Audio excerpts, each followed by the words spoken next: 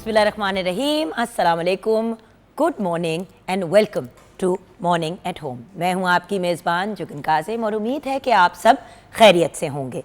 Viewers, एक चीज़ जिससे मैं आज प्रोग्राम का आगाज़ करना चाहूँगी, मैं वेलकम करना चाहूँगी हमारी जो Pakistan television network PTV news की टीम है, उनको वेलकम करना चाहूँगी।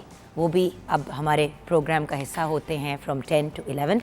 सो पीटीवी न्यूज़ अस्सलाम वालेकुम and of course PTV home, आपसे तो डेली मुलाकात होती ही है। एंड अब बढ़ते हैं आज के टॉपिक की तरफ। हमारा जो आज का टॉपिक है वो बेसिकली है ख्वाब देखना और उनको हकीकत बनाना। जब हम ख्वाब देखते हैं तो हमारे अंदर एक उम्मीद पैदा होती है। मुझे याद है एक गाना होता था बहुत when I was much younger, और उसकी कुछ लाइन ये थी कि ख्वाब अधूरे सही, ख्वाब सहारे तो हैं। और ये बात ऐसे कि जैसे दिल को ही जाके लग गई मेरे। इट्स ट्रू, ख्वाब तो हम देखते हैं, लेकिन वो ख्वाब रियलिटी बने या ना बने, कम से कम हमारे लिए एक सपोर्ट या एक सहारा ज़रूर बन जाते हैं। एंड ये वो सहारे होते हैं जो ज़िंदगी के टफेस्ट टाइम्स में हमें इमोशनली सपोर्ट करते हैं। तो ख्वाब को देखना बड़ी इम्पॉर्टेंट चीज़ है, लेकिन ख्वाब देखना सिर्फ ख्वाब देखने की हद तक नहीं होना चाहिए। बहुत से लोग ख्वाब देखते हैं, शेख चिल्ली के प्लान्स बनाते हैं, और एंड में जब हम रियलिटी की तरफ जाते हैं या इम्प्लीमेंटेशन की तरफ जाते हैं या उन चीज़ों को असल एक रियल फॉर्म की तरफ लेके जाना चाहते हैं, तो वो नहीं कर पाते, क्योंकि हर चीज़ जो है वो दिमाग में ही चल रही होती है, लेकिन उसको एक्चुअली करने के लिए किसी ने कोई एफर्ट नहीं किया होता। सो सबसे पहले तो ख्वाब देखें।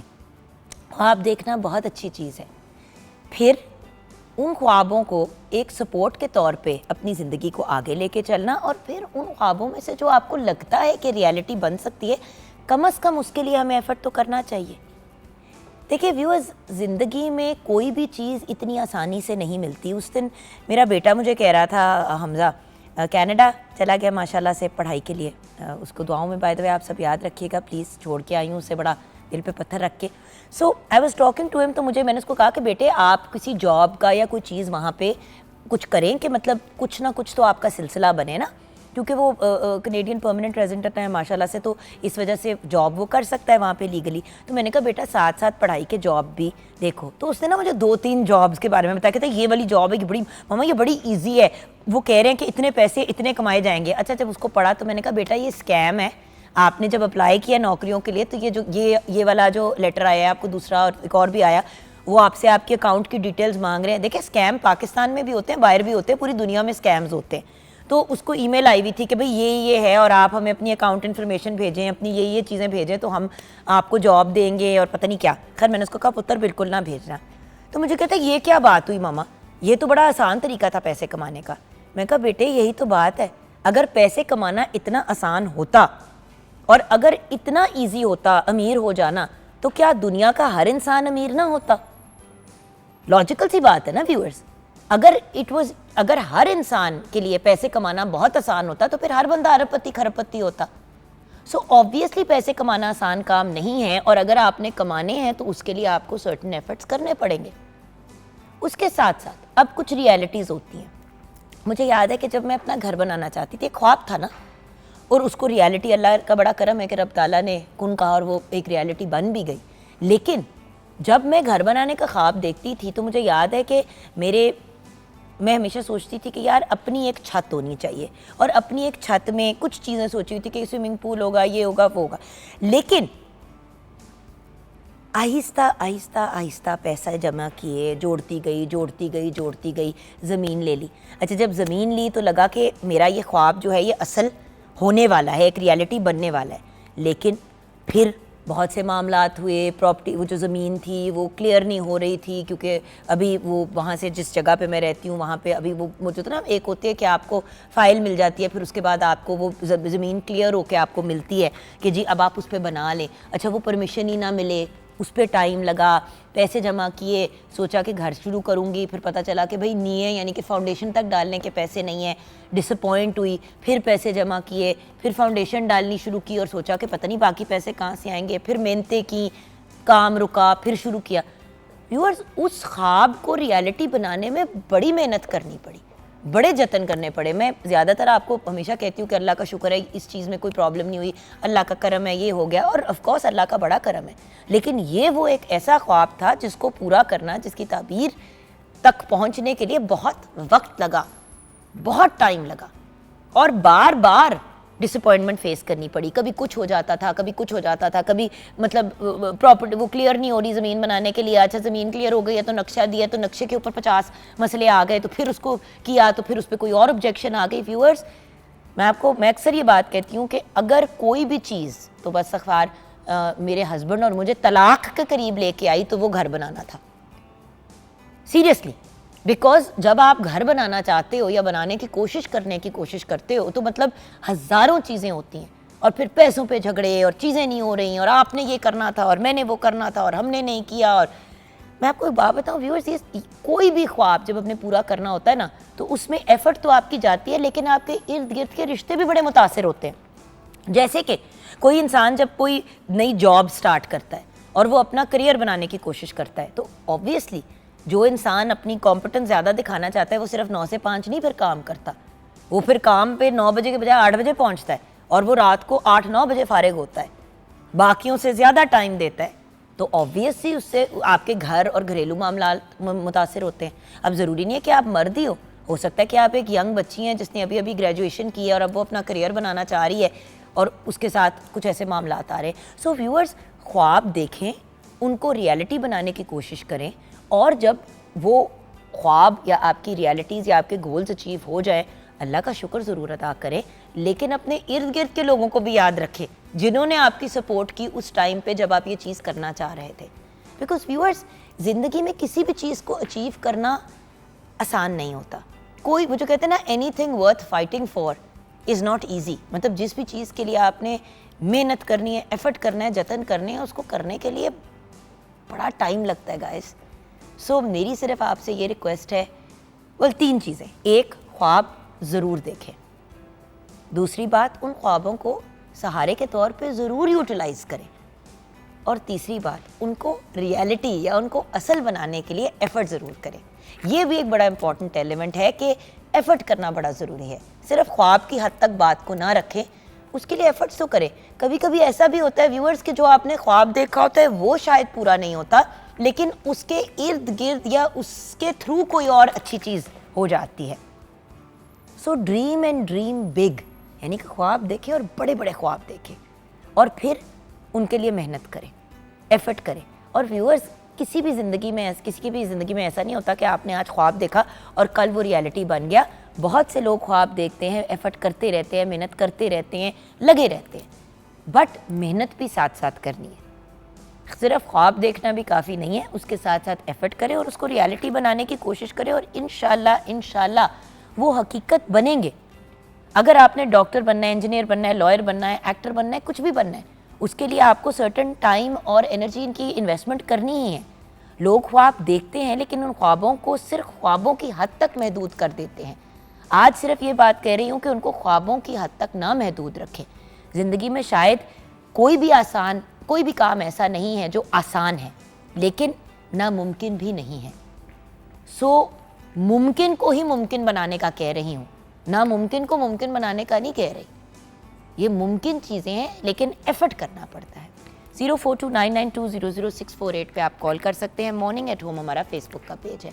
मेरी प्यारी लाडो रानी शेफ़ अनम शेख हमारे साथ हैं। अस्सलाम वालेकुम बेटे। वालेकुम अस्सलाम, कैसी हैं आप? मैं बिल्कुल ठीक जान। अच्छा, मुझे ये बताओ कि अभी जो हम बात कर रहे हैं अबाउट ख्वाब एंड रियलिटी, तो आप भी वहाँ पे साथ साथ सारे ला रही थी और कह रही थी बिल्कुल बिल्कुल। सो क्या कहना चाहोगे? मैं बिल्कुल इस पर एक दफ़ा मेरी मामा ने बैठ के मुझे एक बात बोली थी। उन्होंने कहा था कि ज़िंदगी के अंदर अगर आपने अपने गोल सेट करने हैं ना, तो आपको उनको बिल्कुल हायर लेवल पे सेट करोगे तो ही कहीं जाके मिड वे में जाके आप उसको रीच कर पाते हो। वो कहते हैं ना कि एम फॉर द सन, हाँ, aim for the moon, you will still land amongst the stars. यानी कि अगर आप चांद के लिए आपका गोल होगा ना चांद पे पहुंचना, तो अगर आप चांद पे नहीं भी पहुंचेंगे तो सितारों में तो कहीं पहुंच जाएंगे ना, कहीं तो पहुंचेंगे। बिल्कुल। और वो मुझे यही समझाने की कोशिश उन्होंने मुझे की थी, और शुक्र अल्लाह का कि उस चीज़ को समझा और उस चीज़ के लिए कोशिश की, कभी ज़िंदगी में शॉर्टकट्स की तरफ जाने की कोशिश नहीं की। और है ना, देखो मैंने तो कोशिश की शॉर्टकट्स की तरफ जाने की, आई विल बी ऑनेस्ट, लेकिन मैंने हमेशा ये रियलाइज किया कि जो चीज़ जिस स्पीड से आपको मिलती है ना उतनी स्पीड से निकल बिल्कुल जाती सही, है। ऐसा ही है बिल्कुल। अभी हम आज बात करेंगे अपनी आज हमारे साथ एक न्यूट्रिशनिस्ट हैं, उनसे गुफ्तगू भी करनी है, थोड़ा सा उनसे बातचीत भी करनी है। She is a clinical dietitian.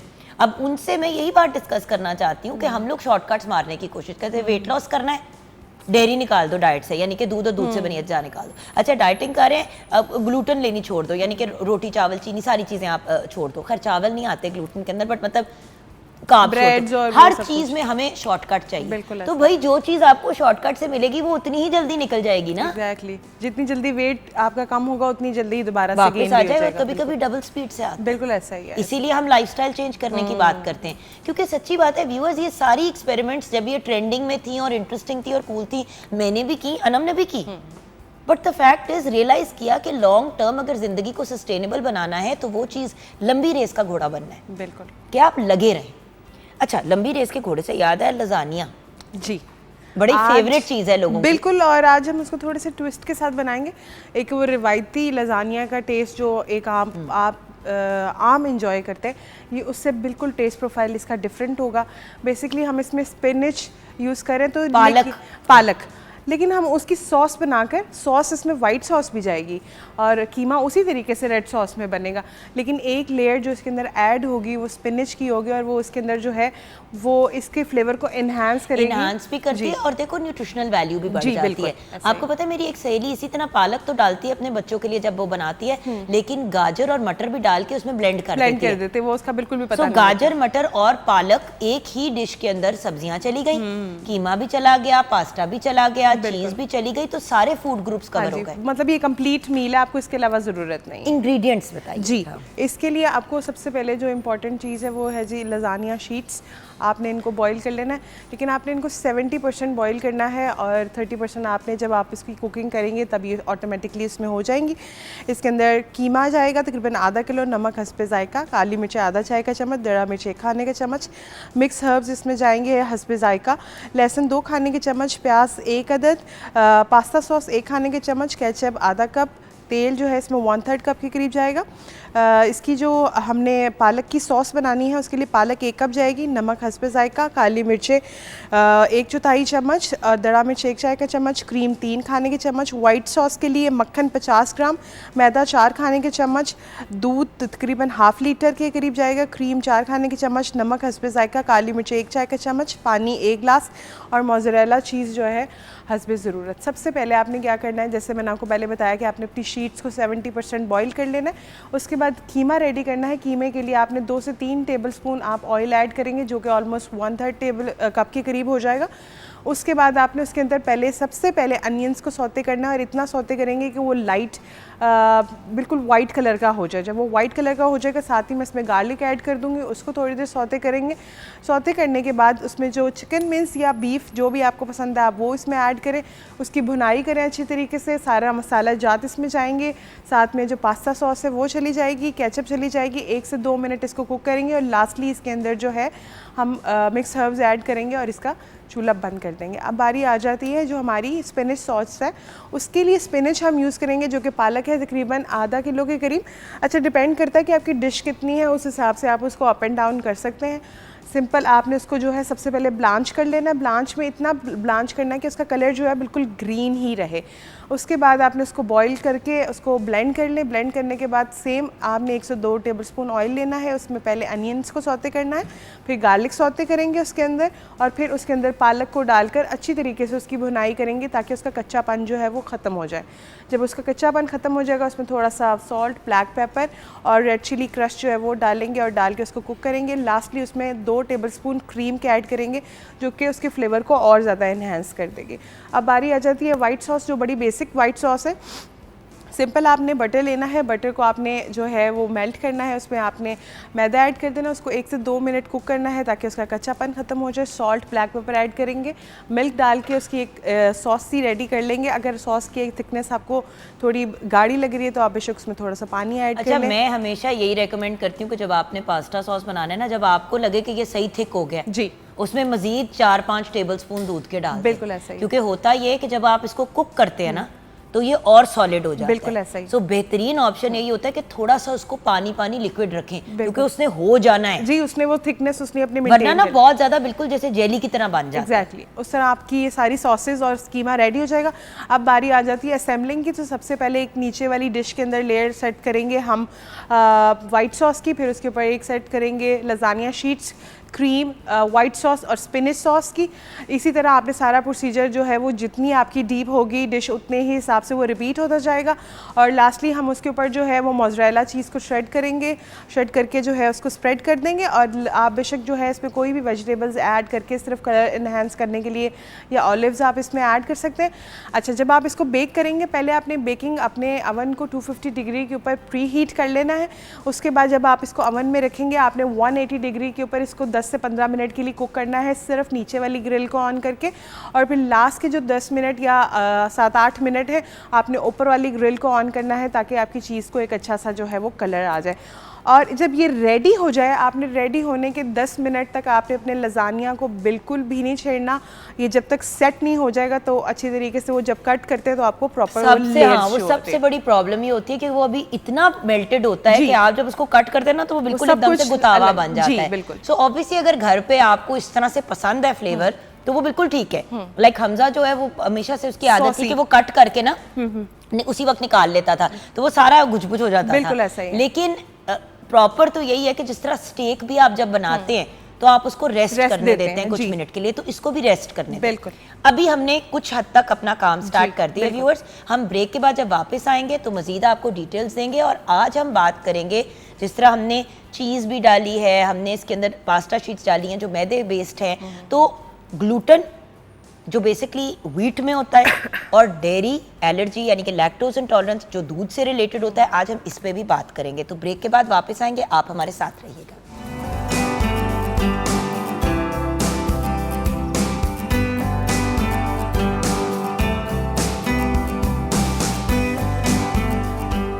Welcome back from the break viewers. Chef Anam Shaikh के किचन में आ गए हैं और यकीनन ये मुझसे भी हांडियाँ पकवाएंगी और फिर मेरे भी बाल ख़राब कराएंगी। असल में अनम, जस्ट बिकॉज आपके बाल एक्स्ट्रा सिल्की रह जाते हैं चूल्हे के साथ सामने भी, हम सब का ये हाल होता नहीं है ना। आप अंडरस्टैंड नहीं करती, मेरी बहनें अंडरस्टैंड करी होंगी जिनके मेरे तरह के फाइन बाल हैं, वो जब चूल्हे के सामने आती हैं तो 2 मिनट के बाद ऐसे करके लुसड़ से जाते हैं। बट चलो आपके लिए, लेकिन देखिए आप करना तो पड़ेगा, हम भी अपना नाम लिखवा लेंगे। हैं यहाँ पे आ जाए इस साइड की तरफ, आप सॉस बनाएं। स्पिनिच सॉस मैंने बेसिकली अभी सिर्फ ऑयल के अंदर थोड़ा सा जो है अनियन और गार्लिक को सौते किया है, वो स्पिनिच मैंने ब्लांच करके ग्राइंड करके रख दिया है। अब आप मीनवाइल जो है इसकी थोड़ी सी जी डाल दें, इसकी थोड़ी सी बुनाई करेंगे। लेकिन हम एक चीज़ का ख्याल रखेंगे कि हम कोशिश करेंगे कि हमारी पालक का जो कलर है वो मेंटेन रहे, वो ग्रीन रहे, ज़्यादा हम उसको उस साइड की तरफ नहीं लेके जाएंगे। उससे क्या होगा कि हमें बेसिकली कलर भी एक थोड़ा सा अपने पास्ता में ऐड करना है तो वो बहुत प्यारा लगेगा। अगर हम इसको एक्स्ट्राऑर्डिनरी कुक कर देंगे तो वो फिर जो है इसके कलर बिल्कुल ख़राब हो जाएगा। इस साइड की तरफ जो है मैंने प्याज फ्राई कर लिया है, अनियंस को और गार्लिक को भी फ्राई कर लिया। तो अब मैं इसके अंदर चिकन मिन्स ऐड कर दूंगी। तकरीबन ½ kg के करीब जो है हम चिकन मिन्स इसके अंदर यूज़ कर रहे हैं। और इसको इसमें आप बीफ भी यूज़ कर सकते हैं, मटन भी का कीमा भी यूज़ कर सकते हैं। एग्जैक्टली। और सबसे पहले जो है, अच्छा, जब मैंने पालक को बॉईल किया था तब मैंने इसमें थोड़ा सा सॉल्ट ऐड किया था एक फ्लेवर के लिए। तो बिल्कुल थोड़ा सा, अब आपने ये नोटिस करना है कि हर चीज़ में सॉल्ट जा रहा है, तो आपने बहुत ही बैलेंस सॉल्ट डालना है इसके अंदर। अच्छा, साथ में हम इसके अंदर थोड़ी सी ब्लैक पेपर डालेंगे और थोड़ी सी क्रश रेड चिली डालेंगे। That's it. सिर्फ एक लाइट सा आपने इसको फ्लेवर देना है। सेम यही चीज़ जो है हम इस साइड पे करेंगे। यहाँ पे इसमें जाएगी थोड़ी सी ब्लैक पेपर। अच्छा, अब स्पाइसेस जितने अपने हिसाब से आप अप एंड डाउन कर सकते हैं। अगर आपको थोड़ा ज़्यादा पसंद है स्पाइसी तो आप थोड़ा ज़्यादा रख लें, अगर आपको माइल्ड पसंद है तो आप माइल्ड रख लें। अच्छा, इसमें हर बार यही करती है, काली मिर्च उड़ाती भी डालती है, नाक मतलब छींके मार मार के मेरा हाल ख़राब हो जाता है। और सिंपल अब बस इसके अंदर जो है ये तीनों चीज़ें जाएंगी। और बट देखिए, धड़ा मिर्च आप ज़रूर डालें, लेकिन याद रखें कि अगर आपके बच्चे बहुत सेंसिटिव हैं नमक वो मिर्चों के बारे में, तो देन आप इसको स्किप भी कर सकते हैं। और इसकी कंसिस्टेंसी हम इतनी रखेंगे कि बस देखिए ना, थोड़ी हम सी हर thicker चीज़ side। मॉडिफाई करते हैं पाकिस्तान के हिसाब से, अपने टेस्ट पैलेट के हिसाब से। बिल्कुल। और आपको अगर कम ज़्यादा पसंद है तो जैसे जुगन आपी ने बोला कि आप उसको अप एंड डाउन कर सकते हैं। अच्छा, स्पाइसेस इसलिए मैं बता देती हूँ क्योंकि मैंने आपको एक हाफ़ kg के हिसाब से एक अप्रॉक्स जो उसके अंदर मसाला जार जाते हैं मैं आपको वो बताती हूँ। लेकिन अगर कुछ लोग कम या ज़्यादा खाते हैं तो वो अपने हिसाब से जो है जब वो रेसिपी कार्ड को फॉलो करते हैं तो वो उसको कम ज़्यादा कर सकते हैं। अच्छा, इधर ये बॉइलिंग फॉर्म में आ गई है, तो बॉइलिंग फॉर्म में जब आ गई है ये, तो अब मैं इसके अंदर थोड़ी सी जो है वो क्रीम हम 2 से 3 टेबलस्पून ऐड करेंगे ताकि जो है हमारी वो पालक का एक अच्छा सा टेक्सचर और एक क्रीमी सा टेक्सचर जो है वो आना स्टार्ट हो जाए। तो इसमें 2 टेबलस्पून के करीब जो है हम क्रीम के ऐड करेंगे। ठीक हो गया बस। और अब आप इसको थोड़ी देर कुक करेंगी, जितनी देर में जो है ये कीमा भी बड़ा अच्छे से कुक हो जाएगा। यहाँ से ये वाली रेसिपी जैसे ही रेडी हो जाएगी तो दूसरा पैन लेकर हम वाइट सॉस जो है वो बनाना रेडी कर देंगे। ठीक है। और इस तरफ ये कीमे की, क्योंकि आपको पता है इतनी ज़रूरत नहीं होती चिकन के कीमे को पकाने की, तो अब इसमें डालना है क्या डाल दो क्योंकि ये भून गया जी। इसके अंदर अब मैं ऐड करूँगी सबसे पहले पास्ता सॉस। अगर आप चाहें, आपके पास pasta sauce for example available नहीं है तो आप जो टमाटर की पेस्ट जी उनको ब्लांच करके हल्का सा और फिर उसकी पेस्ट बनाकर आप इसके अंदर डाल सकते हैं, तो उसका भी एक बड़ा ही अच्छा सा रेडीमेड पास्ता सॉस इजीली मिल जाता है Exactly. आपको। और अगर क्विक रेसिपी की तरफ जाना है तो वो आपके पास ऑप्शन है, बट ऑब्वियसली हम हमेशा यही कहते हैं कि पैकेज फूड्स और डब्बों में बंद चीज़ों के बजाय आप फ्रेश चीज़ों की तरफ जाएं और फ्रेश बनाएं। ऑब्वियसली ऑप्शन तो है ना, अगर आप चाह रहे हैं कि आप उसको एक सर्टेन तरीके से कर लें, बट हमारी रिकमेंडेशन हमेशा यही होती है कि बहुत ज़्यादा चीज़ों को बिल्कुल। और इस टाइम में अगर आप चाहें तो इसके अंदर कॉर्न्स और मशरूम्स भी ऐड कर सकते हैं, ये भी ऑप्शनल है। बड़ा अच्छा आपके लजानिया के अंदर जो है उसका फ्लेवर आता है। तो ये इस तरह से अब देखें, एक साइड पे जो है हमारी स्पिनिच सॉस जो है वो ऑलमोस्ट रेडी, ये थोड़ी सी थिक हो जाएगी तो हम इसको रिमूव कर देंगे। यहाँ पे ऑलमोस्ट ये कुक है, बस लास्टली जो है मैं इसके अंदर थोड़ा सा इसको 1 से 2 मिनट कुक करके इसके अंदर मैं ऐड करूँगी थोड़ा सा मिक्स हर्ब डाल सकते हैं इटालियन या बिल्कुल। तो ये डालेंगे और थोड़ा सा जो है हम जब पास्ता की लेयर सेट करेंगे तो उसके अंदर इसको कर लेंगे। तो ये जो है हमारा चिकन का कीमा वो ऑलमोस्ट रेडी हो गया है। और दूसरी साइड पे अगर आप बनाना चाह रही हैं वाइट सॉस तो मैं उसके लिए रख देती हूँ। बेसिकली मेरा पॉइंट ये है कि दीज आर क्विक थिंग्स जो हम बना सकते हैं, जो इतना ज़्यादा प्रॉब्लमेटिक नहीं होती। अगर आप ये भी पकने दें, ये पकने दो अभी। हाँ ठीक है, चलिए। तो अब हम वाइट सॉस की तरफ देखिए, you can make everything quickly. एक मतलब इतनी लाइक हम लोग हर रोज़ ऑलमोस्ट ये बात करते हैं जब भी हम कुकिंग कर रहे होते हैं कि प्लीज़ चीज़ों को ये प्रॉपर पूरा 50 ग्राम्स जाएगा इसके अंदर। और बेशक थोड़ा सा जो है आप इसमें ऑयल भी ऐड कर लें ताकि आपका बर्न्ड बटर का आपका फ्लेवर जो है वो बिल्कुल भी ना आए। ठीक है, थोड़ा हल्का सा ऑयल डालते हैं जस्ट के उसका जो है वो ऑयल जो है वो आपका बटर जो है वो बर्न ना करे। बिल्कुल। और ये अब आप ले लें, आप इसमें तकरीबन 2 से 3 टेबलस्पून जो है आप इसके अंदर ऐड कर लें बेशक। अच्छा, अभी इसके अंदर अगर आप चाहती हैं तो थोड़ा सा हम गार्लिक पहले गार्लिक डालेंगे। तो हल्का सा मैंने थोड़ा सा इसलिए रख दिया था कि अच्छा एक फ्लेवर आता है उसके अंदर सॉस में।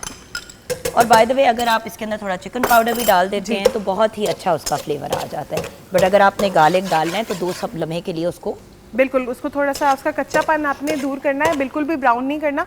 अगर आप उसको ब्राउन कर देंगे तो आपकी जो सॉस है वाइट सॉस की बजाय ब्राउन सॉस में कन्वर्ट हो जाएगी। You don't want that. तो आपने बस हल्का सा कच्चापन, जैसे ही गार्लिक का ख़त्म हो जाएगा तो आपने 2 या 2.5 टेबलस्पून जो है आपने ऐड कर देना है इसके अंदर मैदे का। और आपने इसको फिर कुक करना है इतना कि हल्का सा उसका कच्चापन जो है वो ख़त्म हो जाए। हल्का सा कच्चापन ख़त्म करना बहुत ज़रूरी है, क्योंकि अगर आप उसको फिर एज इट इज़ इसी तरह सॉस को खाएंगे तो आपको कच्चे मैदे का जायका आएगा उसके अंदर। यू डोंट वांट दैट जी, वो बहुत ही ग्रोस फ्लेवर आता है उसका। बिल्कुल। अभी देखें ज़रा सा ही आप उसको कुक करते हैं तो उसका कच्चापन जो है वो स्मेल जो है ना, अब आपको वो टोस्टेड स्मेल आनी शुरू हो गई। अब आप इसके अंदर जी अब आप मिल्क ऐड कर लें। और सीजनिंग में मैं इसके अंदर इसमें थोड़ी सी ब्लैक पेपर ऐड करूँगी। अच्छा, ज़्यादा नहीं ऐड करेंगे क्योंकि हमें बिल्कुल इसको माइल्ड रखना है। इतना ज़्यादा हमें एक तो कलर भी हमें नहीं अपना ख़राब करना उसका अपनी सॉस का, और साथ में इसके अंदर थोड़ा सा जाएगा सॉल्ट। बिल्कुल बस इट, इतना सा इसको डाल के और आपने थोड़ा अच्छे दूध तरीके और से- डाल दें जी बेटा। मैं डाल दूँ। देखिए वो थिक होता जा रहा है। तो एक चीज़ है, यू हैव टू रियलाइज कि have to keep pouring milk ताकि वो जो है बहुत ज़्यादा थिक ना हो जी। जाए। So अच्छा, this is इस all- टाइम में अगर आप चाहें तो इसके अंदर जो है चीज़ भी ऐड कर सकते हैं। वैसे यूजुअली आप जब लजानिया बनाते हैं तो ज़रूरत नहीं होती, लेकिन एक उसके अंदर फ्लेवर एनहांस हो जाता है अगर आपके पास एक्स्ट्रा चीज़ अवेलेबल है। और ये देखिए, ये आपने कंसिस्टेंटली घुमाते रहना है। लोग क्या करते हैं, दूध डाल के इसको छोड़ देते हैं, बिल्कुल। वो गुठलियाँ बन जाती हैं। बिल्कुल। और वो गुठलियाँ जो है वो फिर आपका फ्लेवर ख़राब करती हैं। बिल्कुल। और जब ये अच्छी तरीके से सॉस रेडी हो जाएगी तो हम इसके अंदर ये क्रीम ऐड अच्छा, करेंगे। मैं तो अभी भी इस राय में हूँ कि इस पे दूध और जाएगा। हाँ जी, हाँ जी। ये मैं इस राय में हूँ, ये ले। क्योंकि आपको पता है इसने अभी थिक होना है। जी, बिल्कुल। हमारी, हाँ ठीक और है। ये देखें कि इतने से टाइम ड्यूरेशन में मैंने सिर्फ जुगन आपी के आने से पहले जो था सिर्फ अनियंस और गार्लिक को सौते ये करके आपने रखा कितना और कुक करना है? बस थोड़ी सी और हल्की सी कंसिस्टेंसी इसकी और थिक हो जाएगी तो बस जितनी देर में हमारी वाइट सॉस रेडी होगी उतनी देर में हमारी दूसरी तो सॉस हमारी वाइट सॉस भी रेडी। वैसे तो मतलब अब हमने इसके अंदर चीज़ ही डालना है बेसिकली, जैसे ही क्रीम, दूध वो क्रीम डालेंगे, हाँ। क्रीम डालेंगे तो डाल दूँ, जी डाल दे क्रीम। क्योंकि देखिए ना ऑलरेडी हमारी थिकनेस आनी शुरू हो गई है। सारी डाल दूँ? जी सारी डालते हैं। क्रीम से भी आपके क्रीमी फ्लेवर। अब इस स्टेज पे if you want to put chicken powder also you can do a little bit of that, but then आपने नमक को बैलेंस में लेके आना। बिल्कुल। अब ये इसमें क्रीम चली गई है तो वो जो चीज़ वाला काम था, वो जो एक फ्लेवर को इन्हांस करना था और जो थोड़ा सा जो उसको रिच फ्लेवर आपकी बेसिकली क्रीम को देना था, वो ये वाला जो है क्रीम ने वो एलिमेंट जो है वो पूरा कर बिल्कुल। दिया। अब बिल्कुल अब ये थोड़ी सी इसकी कंसिस्टेंसी थिक हो जाएगी, हम एक लेयर सेट करेंगे हल्की सी सॉस की, उसके बाद लजानिया शीट्स आएंगी, उसके बाद जो है मिन्स आएगा, फिर ऊपर जो है वो उसमें सॉस आएगी। मीनवाइल जो है हमारा आप अपना ये काम मुकम्मल करें, मैं ज़रा डॉक्टर साहिबा के पास जाती हूँ। डॉक्टर आसमा खान हमारे साथ हैं, तो उनके पास हम बढ़ते हैं बिल्कुल। और डॉक्टर साहिबा से कॉन्वर्सेशन करते हैं अबाउट अभी दूध इतना जो डाला है, तो ज़रा हम उस पर भी तो बात करें ना। अस्सलाम वालेकुम डॉक्टर साहिबा, क्या हाल है आपके? अस्सलाम वालेकुम। बिल्कुल ठीक ठाक, आप कैसी हैं? मैं बिल्कुल ठीक हूँ। अच्छा, आज ना मैंने कपड़े कुछ डिस्को से पहने हुए ना, तो कभी कहीं फंस रहे हैं, कभी कहीं फंस रहे हैं। आप माशाल्लाह बहुत अच्छी लग रही Thank हैं, you so much, thank लेकिन फैशन से बाहर निकल आके काम की बात कर रहे हैं। सो डॉक्टर आसमा क्लिनिकल डाइटिशियन है और आज हम इनसे जो कुछ ट्रेंडिंग में चीज़ें चल रही हैं ना, जिसके ऊपर आजकल बड़ी बात हो रही है, बात से मुराद ये कि डिस्कशंस चल रही हैं। एक तो लैक्टोस इंटॉलरेंस, आज नहीं बल्कि बड़ी देर से इसके ऊपर गुफ्तगू चल रही है और कम से कम 10 साल से तो आए दिन कोई बंदा कह रहा होता है कि भाई मैं तो लैक्टोस इंटॉलरेंट हूँ। अब ये होता क्या है, एंड देन ग्लूटेन एलर्जी या ग्लूटेन इंटॉलरेंस क्या होती है, ये भी हम गाइडेंस लेंगे। साहब, लैक्टोस है क्या और लैक्टोस इंटॉलरेंस या लैक्टोस एलर्जी क्या होती है? मैडम, बहुत अच्छा टॉपिक जो है हमने चूज़ किया है डिस्कशन के लिए, और जैसे आपने बताया कि बहुत ज़्यादा ट्रेंड कर रहा है। हम हमेशा जो है लोगों के मुंह से सुनते हैं कि मिल्क जो है या दूध जो है वो हज़म नहीं हो रहा तो हम लैक्टोज इंटॉलरेंट हैं। तो बेसिकली अगर हम स्टार्ट करें तो लैक्टोज है क्या। जैसे आपको पता है कि हर आपके जो नेचुरल फूड्स अवेलेबल हैं, हर किसी में शुगर जो है उसका नाम जो है वो फ़र्क रखा हुआ है साइंटिस्ट ने, रिसर्चर्स ने। जैसे अगर फल हैं तो उनके अंदर फ्रुक्टोज है, इसी तरह जो दूध है उसके अंदर जो शुगर मौजूद है उसका नाम लैक्टोज है। ठीक है। तो बेसिकली इट्स अ फॉर्म, एक शुगर की एक फॉर्म है दूध के अंदर जिसको हम लैक्टोज कहते हैं।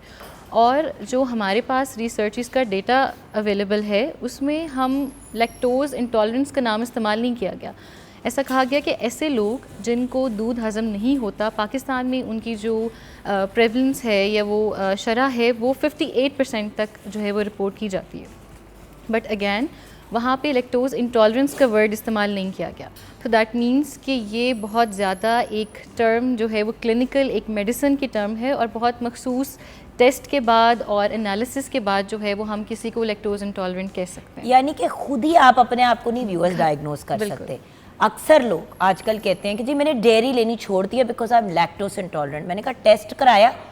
नहीं, दूध पीती हूँ तो थोड़ा पेट ऊपर नीचे हो जाता है और वैसे भी मैंने सुना है कि जब आप दूध ज़्यादा इस्तेमाल करते हैं तो वो आपके वेट लॉस में भी एक्चुअली अल्टीमेटली ये lactose intolerance, gluten allergy, gluten intolerance, ये सारे with all due respect viewers एक बहाना बना लिया लोगों ने अपनी डाइट में से चीज़ों को बाहर निकालने का। जहाँ पे हम हमेशा कहते हैं कि आप अपने लाइफस्टाइल को मॉडिफाई करें, लेकिन कम से कम किसी डाइटिशियन, किसी न्यूट्रिशनिस्ट से राब्ता करके पता तो कर लें कि आपको ये चीज़ है भी कि नहीं। ये वो वाली बात है कि आप कह रहे हैं कि जी मुझे कैंसर है लेकिन आपने कोई टेस्ट नहीं किया, आपने चेक नहीं किया, बस आपने फैसला कर लिया और आपने कीमोथेरेपी शुरू कर दी। ऐसे होता नहीं है। ये चीज़ें भी खुराक के पॉइंट ऑफ व्यू से पहले आप चेक करें, आपको आपका डॉक्टर या मुआलिज या कोई बंदा आपको गाइड करे जो इसके बारे में जानता है। उसके बाद व्यूअर्स, ऑफ कोर्स अगर आपको दूध नहीं सूट करता तो आप ना इस्तेमाल करें। आपको आटा, रोटी, चीनी वगैरह इस तरह की चीज़ें नहीं सूट करती, आप ना यूज़ करें। लेकिन किसी मुस्तनद डॉक्टर से रुजू करके किसी डिसीजन की तरफ जाएं, क्योंकि नीम हकीम है ना सारे। डॉक्टर साहिबा, यही तो प्रॉब्लम है हमारी। Everybody thinks that they know better, जबकि जिसका जो काम है वो बेहतर जानता है। सो कैसे पता चलेगा कि आपको लैक्टोज इंटॉलरेंस है या कोई भी इस किस्म का मसला है, इसके बारे में हम जानेंगे एक ब्रेक के बाद। आप हमारे साथ रहिएगा। आप देख रहे हैं मॉर्निंग एट होम।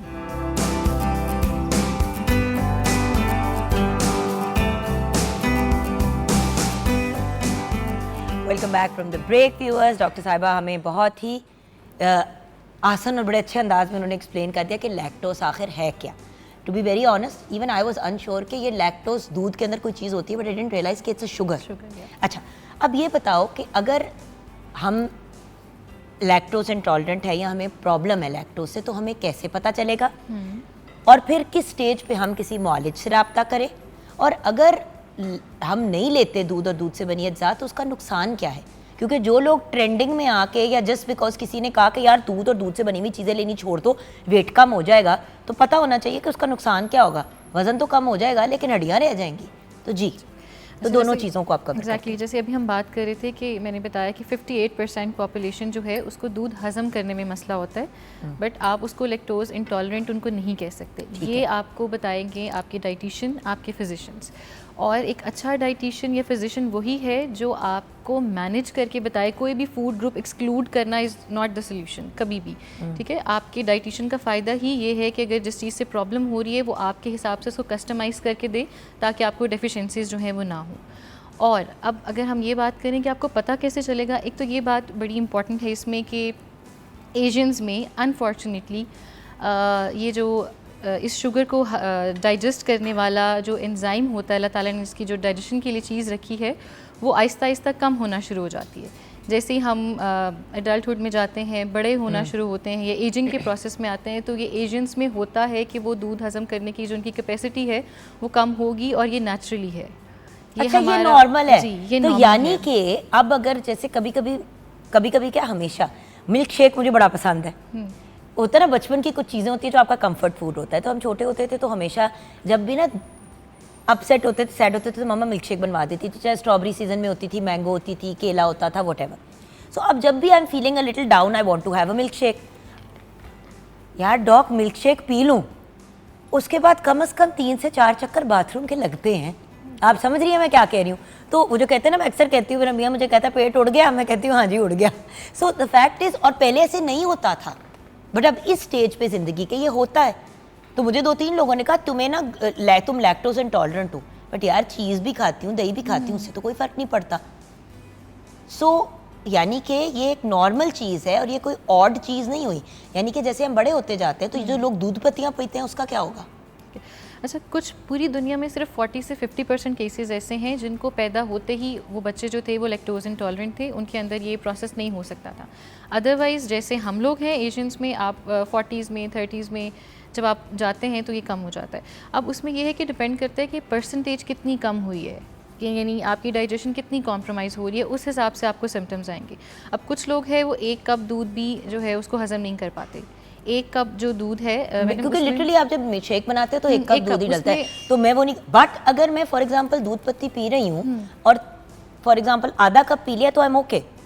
ज़्यादा पीती हूँ तो तब भी पेट में अब जैसे 1 कप दूध है उसमें आपके पास 12 ग्राम्स या 12 ग्राम लैक्टोज हो सकती है। तो आपकी सिवेरिटी कितनी है डिज़ीज़ की, उसके ऊपर आपके सिम्टम्स जो है वो डिपेंड करेंगे। अगर आप बिल्कुल 12 ग्राम भी हज़म नहीं कर पा रहे एक टाइम पे, तो आपको उसके बाद फ़ौरन पेट में दर्द, आवाज़ें आना शुरू हो जाएंगी, मरोड़े पड़नी शुरू हो जाती हैं, दिल ख़राब होना शुरू हो जाएगा, कुछ लोगों को वॉमिटिंग स्टार्ट हो जाती है। और कुछ लोग ऐसे भी हैं जो 2 कप मिल्क भी एक टाइम पे ले सकते हैं, उनको मसला नहीं होता। तो ये आहिस्ता आहिस्ता चीज़ डेवलप करती है। फिर जेनेटिकली भी है, अगर आपके पेरेंट्स का जो है वो उनके साथ भी इस तरह का मामला रहा है तो आपको भी ये चीज़ जल्दी शुरू हो सकती है। लेकिन नहीं जान, देखो जो भी चीज़ इंसान इस्तेमाल करता है उसके कोई बेनिफिट्स और नुकसान दोनों होते हैं। तो चलो ये तो एक नुकसान हो गया अगर आपको नहीं सूट करता, लेकिन जो लोग बेतुका छोड़ देते हैं इसको, उनको क्या नुकसान होता अब दूध में हमारे पास अगर हम इसको स्प्लिट करके देखें तो दूध में हमारे पास क्या चीज़ें होती हैं। दूध से हमें मिलता है प्रोटीन, बहुत अच्छा सोर्स है प्रोटीन का, और अच्छे जो है आपको इसके साथ कैल्शियम मिलता है, विटामिन डी की कुछ क्वांटिटी जो है वो मिल्क में प्रेजेंट होती है। तो आपका बेसिकली जो दो चीज़ें कॉम्प्रोमाइज़ होंगी अगर आप दूध या दूध से बनी अशिया बिल्कुल छोड़ देते हैं, तो वो कैल्शियम है जो आपकी हड्डियों के लिए बहुत ज़रूरी है, विटामिन डी है और प्रोटीन है। तो अगर आप छोड़ रहे हैं फैशन के लिए, वेट लॉस के लिए, खुद से सपोज करके, तो फिर आप इस चीज़ के लिए तैयार रहें कि अब आपकी जो उस चीज़ का जो बर्डन है वो आपकी बोन्स पे आने वाला है। और देखिए फिर लोग ले लेते हैं सप्लीमेंट्स, हर चीज़ के लिए हम मल्टीविटामिन लेते हैं। और to be very honest, for a while that dog मैं भी ले रही थी, लिटरली इतनी कुछ 6-7 गोलियों का एक फक्का लेती थी, जिसमें मैंने कोलेजन भी ले लिया, मैंने मल्टीविटामिन भी ले ली, बायोटिन भी ले लिया, विटामिन सी भी ले ली, I am telling you all, and B12 ले लिया। अच्छा बाद में पता चला कि भाई B12 बायोटिन वह नहीं है, या एक लो या दूसरा लो, दोनों एक टाइम पे क्यों ले रहे हो। छोटी छोटी चीज़ें होती हैं ना जो आप रियलाइज़ नहीं करते, आपने कहीं सुना, आपने कहीं पढ़ा। अब ये भी एक चीज़ व्यूअर्स, मैं खुद आपको, एक बंदा जो खुद आपको कहता रहे कि यार अपनी न्यूट्रिएंट्स को पूरा करें, मैं खुद आपको कह रही हूँ हर चीज़ की गोली भी नहीं आपने लेनी, राइट के रॉन्ग। बिल्कुल बिल्कुल। तो थोड़ा इस पे भी गाइडेंस दें फिर। जी अच्छा, ऐसा है, एक तो मज़े की बात यह है कि जितनी ज़्यादा हाई डोज में आप सप्लीमेंट लेते हैं, आप ये सोच रहे हैं कि मैं दूध नहीं पी रहा या दूध से कोई बनी चीज़ नहीं खा रहा और मैंने कैल्शियम पूरा करना है, तो मैं जो बहुत हैवी डोज में कैल्शियम लेना स्टार्ट कर देता हूँ। ये एक फैक्ट है कि जितनी ज़्यादा डोज आप एक टाइम पे लेते हैं उतना कम कैल्शियम आपकी बॉडी में एब्जॉर्ब होता है, जिस्म शॉक में चला जाता है, शॉक में चला जाता है। फॉर एग्जांपल अगर आप 1000 मिलीग्राम ले रहे हैं तो आपकी जो बॉडी में जाके एब्जॉर्ब होगा वो सिर्फ 200 से 300 मिलीग्राम है सिर्फ। तो उतना लो जितना चाहिए। एग्जैक्टली तो बहुत ज़्यादा, ये नहीं, वही कह रही हूँ ना कि लोगों का माइंडसेट है कि आप अपनी डेफिशिएंसी, आपको पता है आप नहीं दूध पी रहे हो और उसके बाद आप जो है हाई डोज पे सप्लीमेंटेशन स्टार्ट कर दो तो उसका कोई फ़ायदा नहीं है। मेरे साथ ये हो चुका ना, एट वन पॉइंट मैंने दूध छोड़ा बिकॉज मैंने कहा कि यार ये पेट खराब व्हाटएवर। हुआ ये कि इतनी कॉमन सेंस नहीं थी कि भाई अगर दूध नहीं ले सकते तो चीज़ बिल्कुल और अपना दही, Yogurt. कुछ ऐसी चीज़ें हैं जो आप ले सकते हैं। सीड्स हो गए जी। अच्छा, मैंने क्या किया कि डॉग को मैंने लेना छोड़ दिया, बट मैंने सप्लीमेंट लेना शुरू कर दिया। साथ में मैं विटामिन डी भी ले रही थी कि अब्जॉर्ब हो जाए। मेरे जिस्म में ज़्यादा अब्जॉर्ब होना शुरू हो गया उसकी वजह से कैल्शियम। मेरे कानों के पीछे मैंने एट वन पॉइंट नोट किया कि गोले से बनने शुरू हो गए थे। मैं डॉक्टर के पास गई, बड़ी तशखीस के बाद ये रियलाइज़ किया कि जो मैं कैल्शियम एक्स्ट्रा ले रही थी उसके डिपॉजिट्स मेरे जिस्म के डिफरेंट एरियाज में गोले बनने शुरू हो गए थे, और यही कैल्शियम डिपॉजिट्स फिर आपको किडनी स्टोन और हज़ार और मसले करते हैं। तो शुक्र है कि वो मैंने रियलाइज़ किया और मैं डॉक्टर पे गई। बहुत से लोग अगेन पथरी अपनी बना लेते हैं विदाउट रियलाइजिंग, राइट के wrong. Exactly. And calcium deposit जिस्म के और हिस्सों में भी हो जाते हैं। सो एक तो ये हो गया दूध से रिलेटेड। अब मुझे ग्लूटेन के बारे में बताएं। ये एक और तमाशा चल रहा है कि भाई मैं रोटी नहीं लेती, मैं मैदे से बनी हुई, मैदा तो मैं समझती हूँ ना लेना, वो तो सारे ही कहते हैं कि मैदा जहर है, ठीक है, लेकिन आटा भी क्या हमारे लिए बुरा है, और ग्लूटेन फिर क्या चीज़ है? अच्छा, एक चीज़ ये कि अब हमने इस चीज़ को भी डिफ्रेंशिएट करना है कि एक वो लोग हैं जो ट्रेंड्स फॉलो करते हैं और एक वो लोग हैं जिनको एक्चुअल में प्रॉब्लम है। तो अगर प्रॉब्लम वाला बंदा दूध नहीं छोड़ता या ग्लूटेन नहीं छोड़ता तो वो सफ़र करेगा।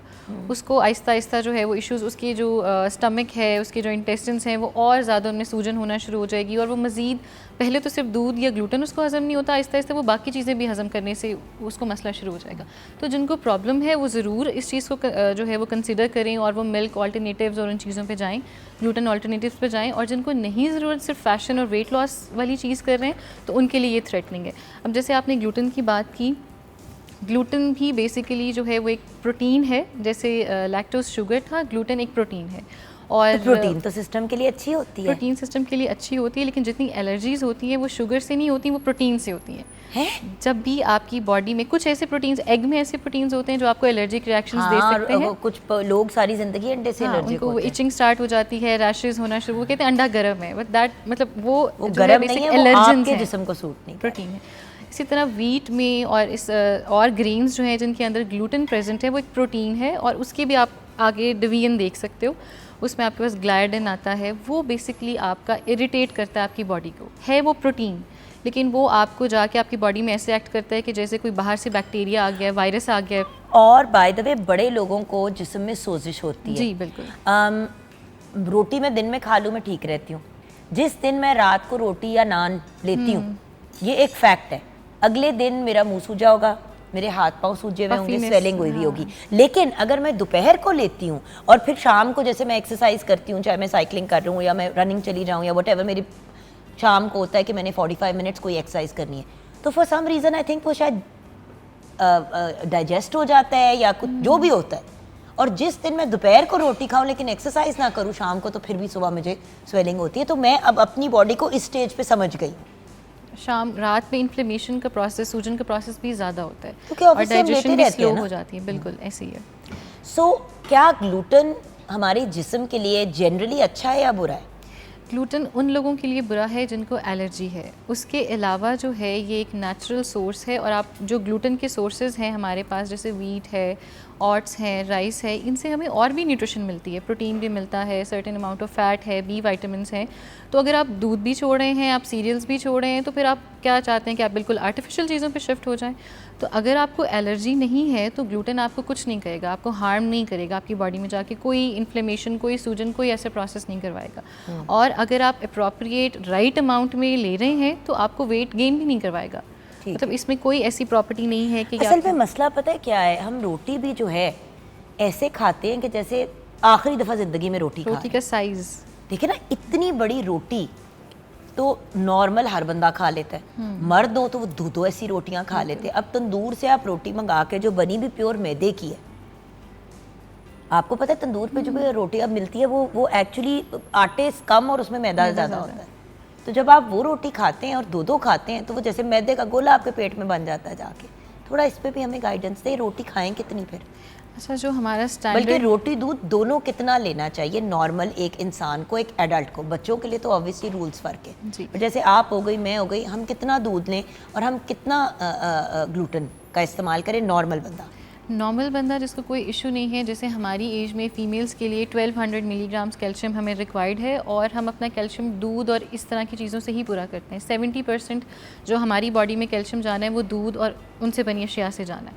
तो अगर आपने 1200 मिलीग्राम बॉडी में पूरा करना है तो आपको दिन में जो है 1 to 1.5 कप लेना चाहिए, और वो डिवाइडेड डोजेज़ में। कभी भी एक टाइम पे पूरा कप या 2 कप पीने की ज़रूरत नहीं है। बेहतर अब्जॉर्ब तब होगा जब आप आधा ग्लास उसको आप फिट करें अपनी रूटीन में, शाम के वक्त ले लें, या आप जब स्नैकिंग करते हैं उस टाइम पे भी आप ले सकते हैं। सही। ठीक है।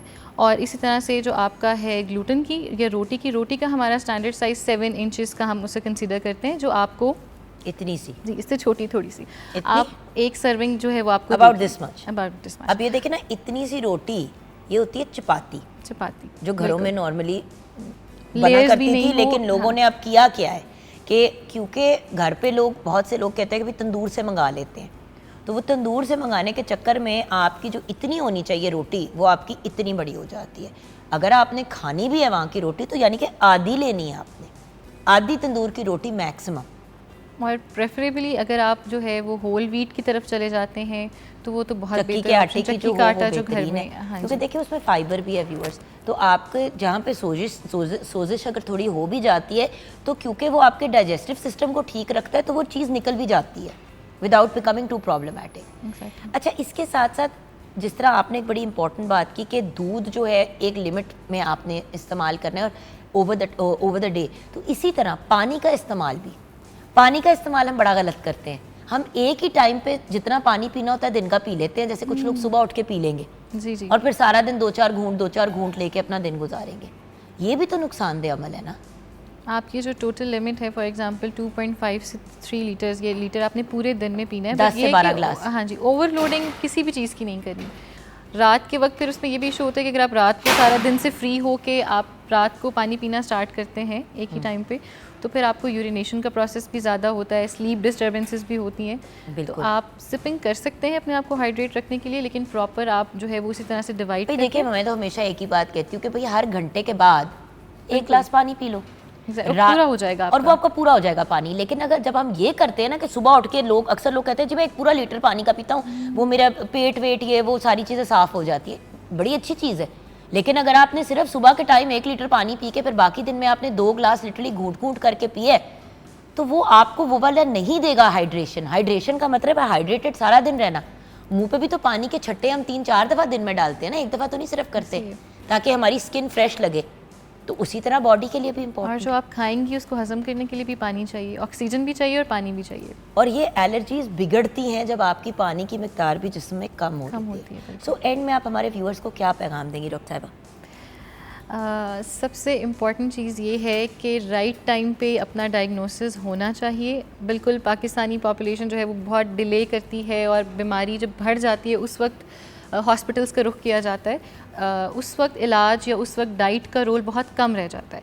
तो सबसे पहले अगर आपको प्रॉब्लम्स फ़ील हो रही हैं तो आप एक अच्छे क्लिनिकल सेटअप से, एक प्रोफेशनल डॉक्टर से, एक डाइटिशियन से, अगर आपको मिल्क से प्रॉब्लम हो रही है तो अपना डायग्नोसिस करवाएं। उसमें आपके पास एलिमिनेशन डाइट्स आती हैं, वो आपको प्रॉपर गाइड करेगा कि आपने कितनी अमाउंट में मिल्क लेना है, क्या ऑल्टरनेटिव्स हो सकते हैं, नॉन डेयरी क्या चीज़ें हो सकती हैं। वो आपको सारा प्लान और वो चीज़ आपको हेल्प करेगी और आपको डेफिशिएंसी से बचाएगी। फ़जूल में किसी भी वजह के बगैर अगर आप सिर्फ ट्रेंड्स फॉलो करने के लिए, एक बात हमेशा याद रखें कि जो आपका बॉडी वेट है वो आपकी हेल्थ के साथ कनेक्टेड है। आपका बॉडी इमेज आपकी हेल्थ के लिए होना चाहिए, किसी फैशन के लिए या किसी और पर्पज़ के लिए नहीं। आपका वेट एक इंडिकेटर है आपकी हेल्थ का, और हमेशा इसको हेल्दी अगर आप रहना चाहते हैं तो आप अपने लिए अपने वेट को मैनेज करें, ट्रेंड्स के लिए और सिर्फ एक फ़ैशन के लिए इस चीज़ को इस्तेमाल मत करें।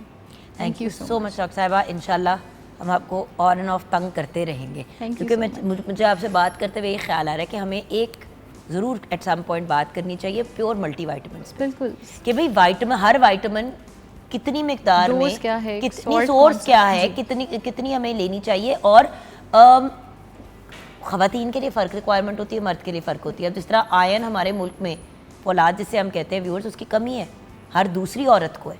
नाउ द पॉइंट इज़ वही इशू मर्दों में नहीं है, but at the same time हमें जिस्म में जितनी प्रोटीन की रिक्वायरमेंट है हमें वो पूरी करनी है। हम वो भी ओवरलोड कर देते हैं, मर्द ज़्यादा लेते हैं ज़रूरत से, औरत ज़रूरत को भी नहीं पूरा करती। सो पाकिस्तान के पॉइंट ऑफ व्यू से हमारी क्या रिक्वायरमेंट्स है, इस पर भी हम एक दिन इंशाल्लाह प्रोग्राम करेंगे। सो थैंक यू डॉक्टर साहिबा। हम ब्रेक की तरफ जाएंगे व्यूअर्स। ब्रेक के बाद जब वापस आएंगे, तालीम, एजुकेशन एक बड़ी ही खूबसूरत फील्ड है, लेकिन पता नहीं क्यों आजकल के ज़माने में बल्कि बड़ा कॉमन हो गया ये कि बहुत से लोग एजुकेशन की फील्ड की तरफ आ तो रहे हैं, लेकिन प्योरली पैसे बनाने के लिए, या क्योंकि उनके बच्चे ऑलरेडी एक स्कूल में पढ़ रहे हैं तो इस वजह से उधर ही जॉब कर ली, लेकिन पढ़ाई या पढ़ाने का कोई शौक़ नहीं है, जिसकी वजह से जिस जनरेशन को वो पढ़ा रहे हैं, जिन बच्चों को वो पढ़ा रहे हैं, उनकी तालीम बहुत मुतासिर होती है। सो एजुकेशन की फील्ड में किन लोगों को आना चाहिए और ये क्या एक वाइबल फील्ड है आपके लिए करियर वाइज, इस पर हम बात करेंगे ब्रेक के बाद।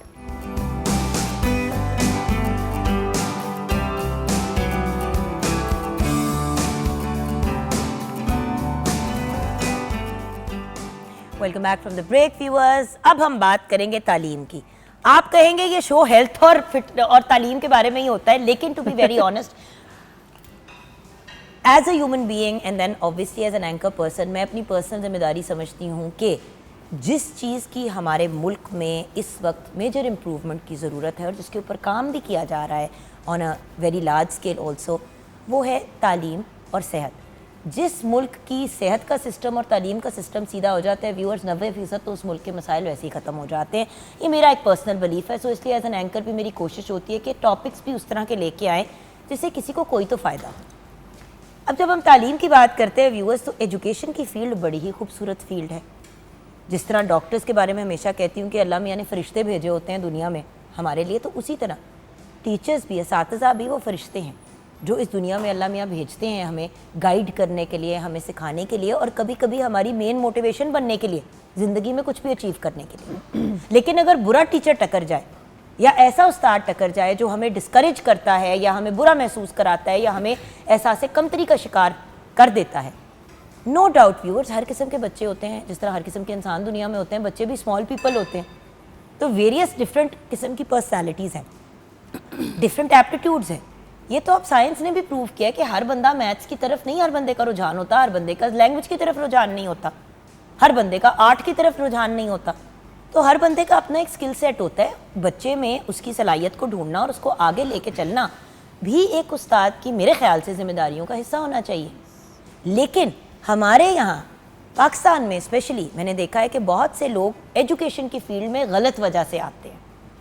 वो वजूहात क्या होती हैं और कौन सी राइट रीजंस है और कौन से रॉन्ग रीजंस है, इस पे भी डिस्कशन करेंगे और किस किस्म के लोगों को तालीम की फील्ड की तरफ आना चाहिए, इस पे भी बात होगी। हमारे साथ हैं गुल हसन, मेरी बहुत ही प्यारी दोस्त, अस्सलाम वालेकुम। एजुकेशनिस्ट, और बल्कि मेरे बेटे की क्लास टीचर भी रह चुकी है, हमजा की, बिल्कुल इन क्लास 1। In class 1।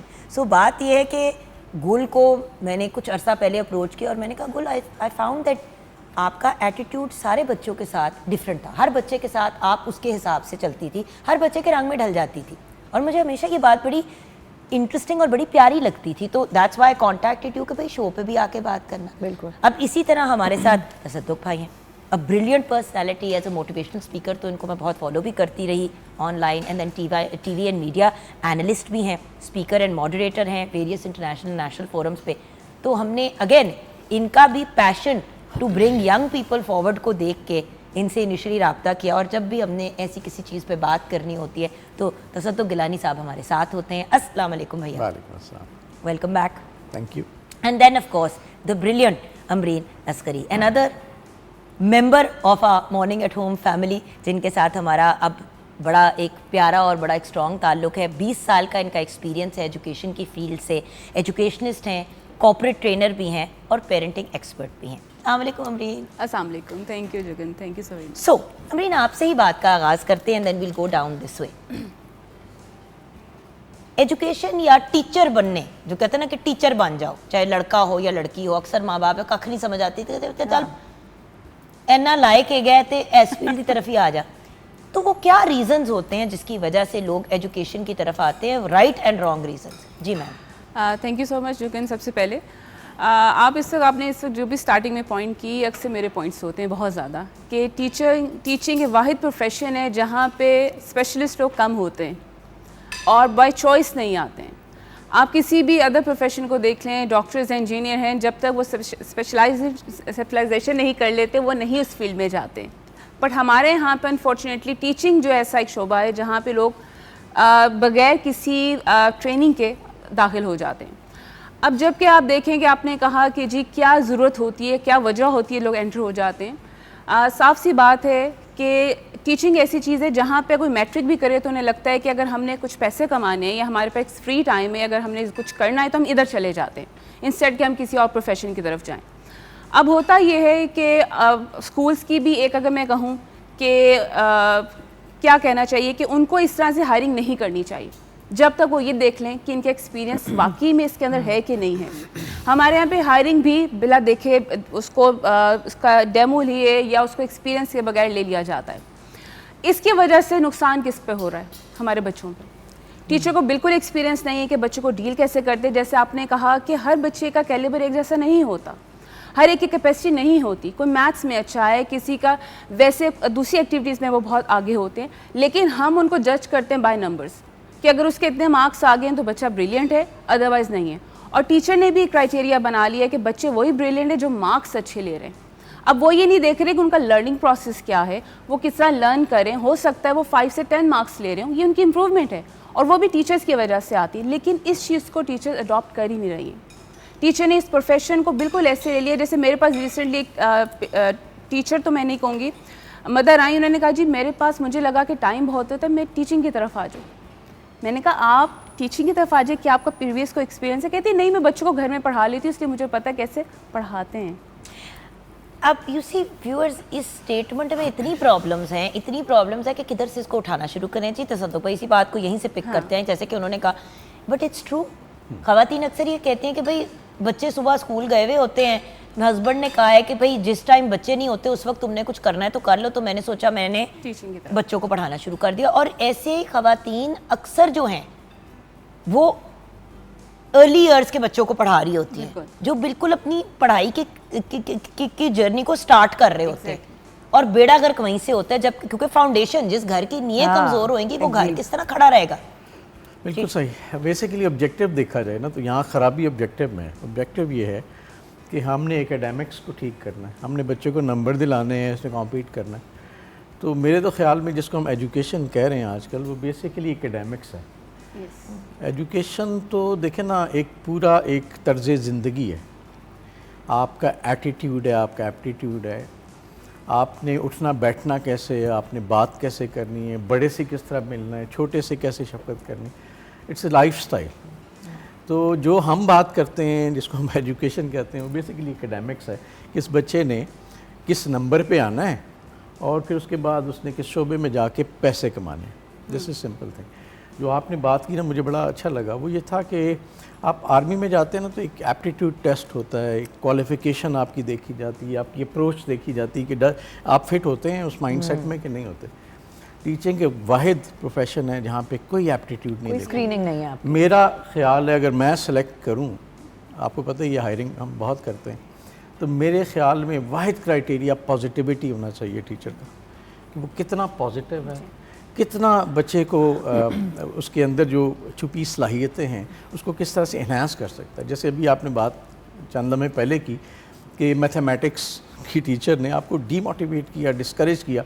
जहाँ पे आपको ज़्यादा हौसला चाहिए था, जहाँ पे आपको ज़्यादा एनर्जी चाहिए थी, जहाँ पे ज़्यादा विजन चाहिए था, वहाँ पे उसको और स्नब करके हमने ख़राब कर दिया। तो दैट इज़ वेरी सिंपल। वो भी ये देखती है या देखता है टीचर कि ये बच्चा मेरा जो एक क्राइटेरिया स्कूल में एवेल्यूएशन का, उसको हेल्प करेगा कि नहीं, पास होगा कि नहीं तो होगा। भाई देखें, आप जानवरों को भी एक कैटेगरी में नहीं डाल सकते। आपने घर में अगर 4, आई एम सॉरी अब मैं बहुत एक अजीब सा कंपैरिजन दे रही हूँ, बट रियलिस्टिक बात है, पौधे देख लें, जानवर देख लें, आप एक ही कैटेगरी के, मतलब पौधों को, कुछ पौधों को धूप की ज़रूरत है, कुछ पौधों को आपने छांव में रखना है। हाँ। डॉग्स में भी अगर आपके पास 4 कुत्ते हैं घर के अंदर, तो चारों की पर्सनैलिटी फ़र्क होगी। अब जैसे हमारे घर में काफ़ी ज़्यादा जानवर हमने रखे हैं, I am an animal lover. अब मेरी एक बिल्ली जो है उसको सवियर किडनी इंजरी हो गई, जिसकी वजह से अब उसकी खुराक जो है वो दूसरी बिल्ली से बिल्कुल मुख्तलिफ है, राइट? तो अब उसको यूरिनरी एसओ खाना दिया जाता है, दूसरी वाली बिल्ली का अलहदा किया जाता है और वो मैनेज करना पड़ता है। तो जब हम जानवरों तक को अपने घरों में अपने बच्चों को भी डिफरेंट तरीके से मैनेज करते हैं, तो जब हम एक स्कूल में बच्चे को डालते हैं और टीचर जब सारे बच्चों को एग्जैक्ट एक तरीके से ट्रीट करेगी, कोई बच्चा है इसको ADHD है, कोई बच्चा ऑटिस्टिक है लेकिन बिल्कुल स्पेक्ट्रम के एज पे है, अब वो रेगुलर स्कूल में जा रहा है लेकिन उसके साथ आपको डील मुख्तलिफ अंदाज में करना है। तो then Gul what do we do? I mean you remember जब आपके पास भी मैं आती थी तो मैं कहती थी यार, बिकॉज मैंने अपने बच्चे का सेक्शन चेंज किया था because I was not satisfied. That's exactly जहाँ हम गलत जाते हैं। बहुत प्यारी उन्होंने बात की कि एकेडमिक्स एजुकेशन नहीं है।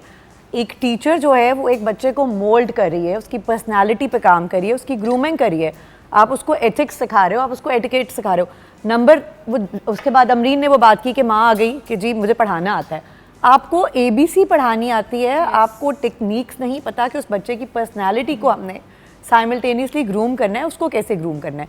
बहुत कॉमन फैक्टर हमारे कल्चर में है कि जी करियर की जो आप बात करी थी कि माँ बाप बेसिकली लड़कियाँ ग्रेजुएट करती हैं तो उनको कहती नहीं मल्टीनेशनल में नहीं जाना या कॉर्पोरेट सेक्टर में नहीं जाना, स्कूल में पढ़ा लो। पेरेंट्स एक्चुअली वो एक सेफ एनवायरनमेंट समझ के बच्चों को भेज दे, पर एक स्कूल में पढ़ाने के लिए आपको बहुत पेशेंस चाहिए। हर बच्चे को एक फ़र्क तरीके से नर्चर करना है। They are also like you said plants, they are little human beings. किसी बच्चे से आप प्यार से बात करेंगे वो काम करेगा, किसी के साथ गुस्सा करेंगे वो बच्चा वहीं पर रुक जाता है। बहुत शरारती बच्चा होता है, टाइम्स आपको उसको डांटना पड़ता है, लेकिन आई बिलीव के रिवर्स साइकोलॉजी भी फिर अप्लाई करनी पड़ती है। आपको बहुत सारे बच्चे होते हैं जिनको आपको पॉजिटिव इंकरेजमेंट देके काम कराना पड़ता है। कुछ बच्चों को आप डांटोगे वो बिल्कुल ब्लैंक हो जाएंगे। Maths you said, he also said the same thing. मैं एक बात बताऊं, मेरे साथ तो मैथ्स के साथ ऐसा एक ताल्लुक बन गया बिकॉज ऑफ दैट, क्योंकि I don't want to take her name, Allah उनको ज़िंदगी दे, सेहत दे। वो अपनी कैपेसिटी में जो बेहतर समझती थी उन्होंने वही किया। बट द पॉइंट इज़ वो मेरी एक स्पेसिफिक टीचर थी जो मुझे बहुत डांटती थी।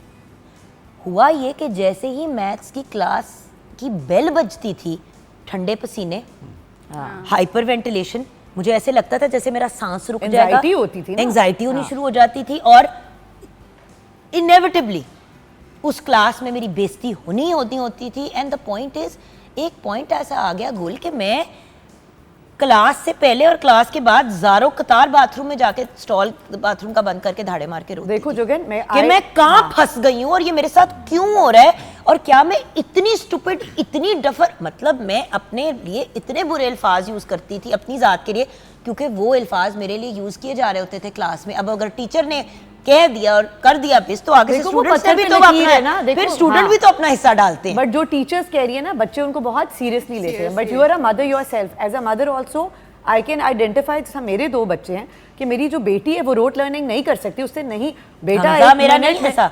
हमजा भी नहीं करता था। हमजा को अगर आप कॉन्सेप्चुअल टीचिंग देखते हैं वो कितनी अच्छी करता था, उसको मैं कहती थी याद कर लो, उससे नहीं याद होता।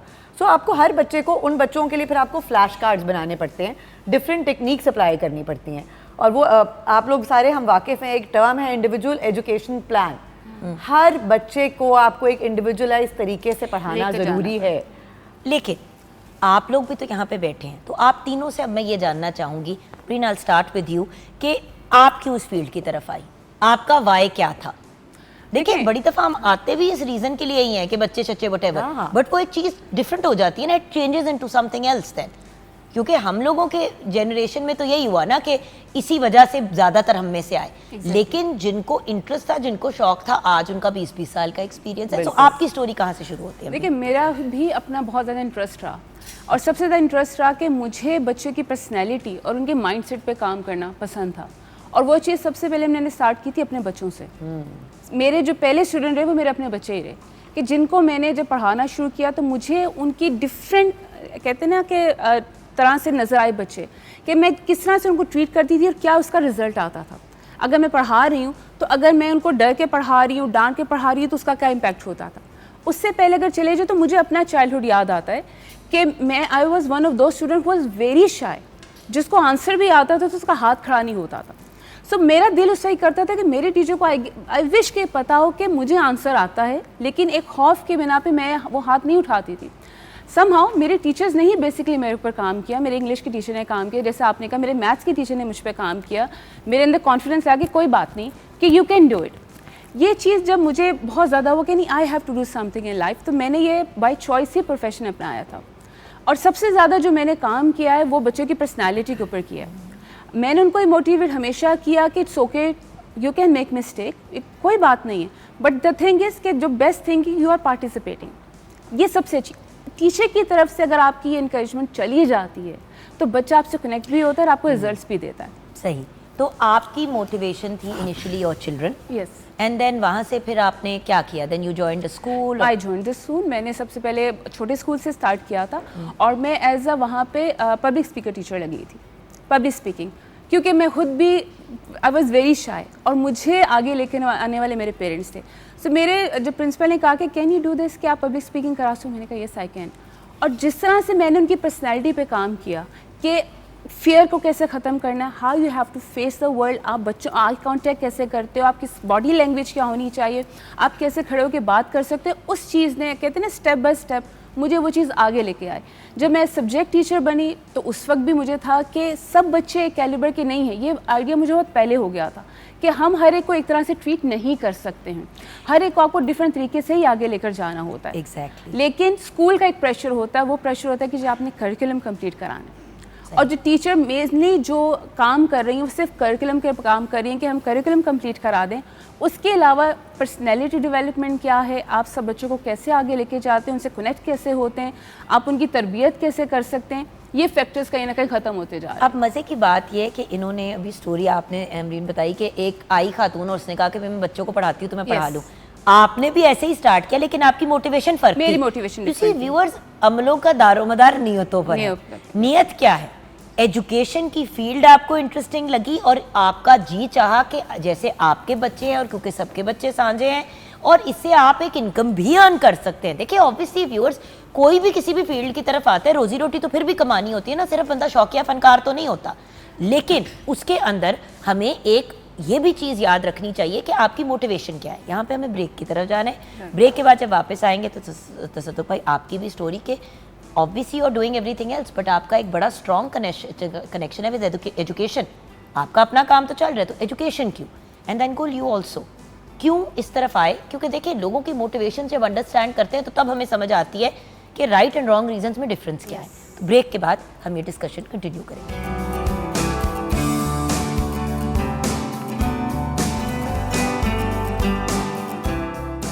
Welcome back from the break viewers. हमारे साथ Gul Hasan, Tasadduq Kilani and of course Amreen Askari हैं। अब बढ़ते हैं आपकी तरफ तसद्दुक़ भाई।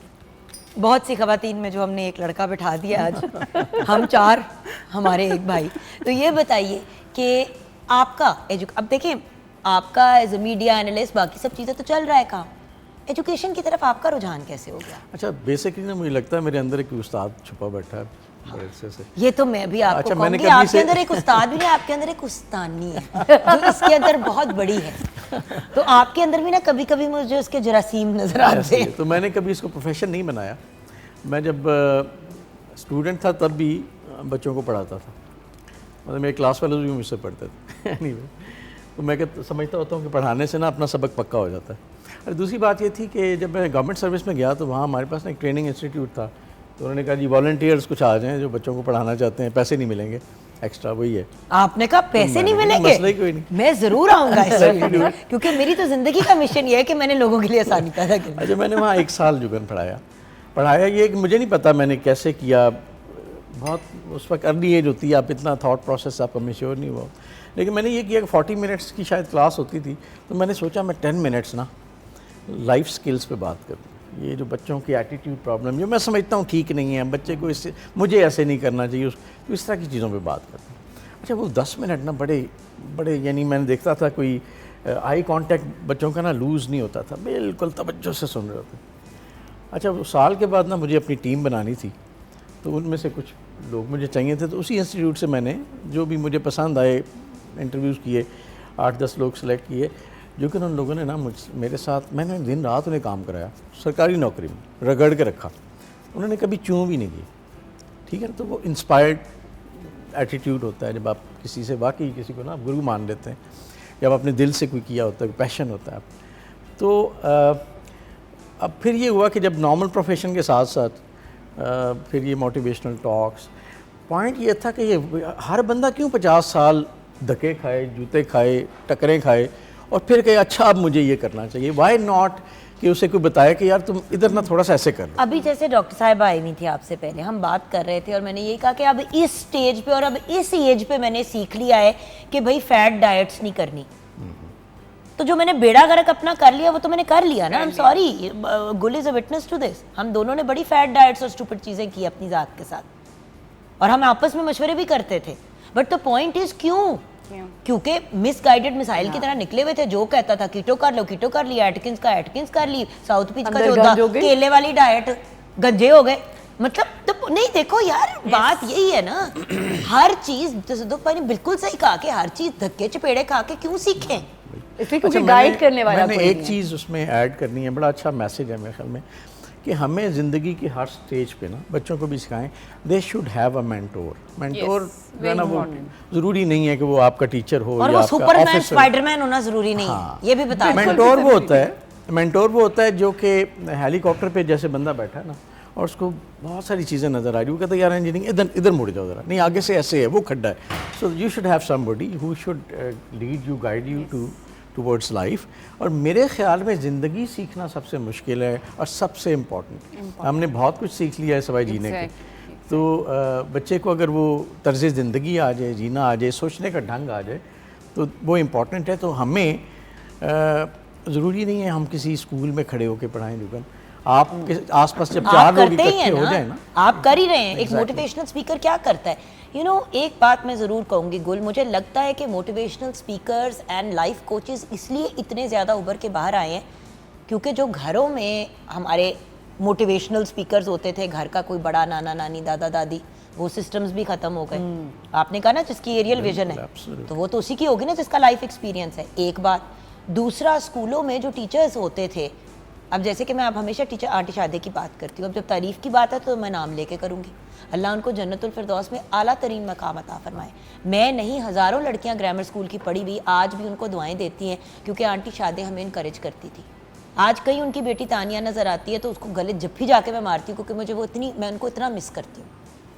उस औरत ने तो इस दुनिया से जाते जाते कितनों को मोटिवेट कर दिया, being a cancer survivor for a while and then she passed on. बात यह है कि अब वो एक टीचर थी जो बचपन की थी मेरी, बट इम्पैक्ट कितना ज़्यादा था उनका तुम्हारी लाइफ पे कि आज भी मैं उनकी जब मौका मिलता है बात करती हूँ। तो टीचर तो फिर ये होता है यार, सेम है, बिल्कुल। वो तो नहीं होता ना जो आपको जलील करके इतना बुरा फील कराता है कि आप पढ़ाई ही छोड़ने के बारे में सोचना शुरू कर देते हो। ट्रू। जी, आपकी मोटिवेशन? Honestly speaking, मेरी motivation was the number of hours. I'll be very honest. I remember शुरू में that's why you gave me. हाँ, as a mother, because I had a daughter at that time, मुझे था कि मुझे कुछ ऐसा करना है कि मैं अपनी बेटी को भी टाइम दे सकूं और वो वर्किंग आवर्स हों जिसमें आप किसी के लिए कुछ करो, येट आप अपने घर को एक work life balance, home life balance चाहिए था.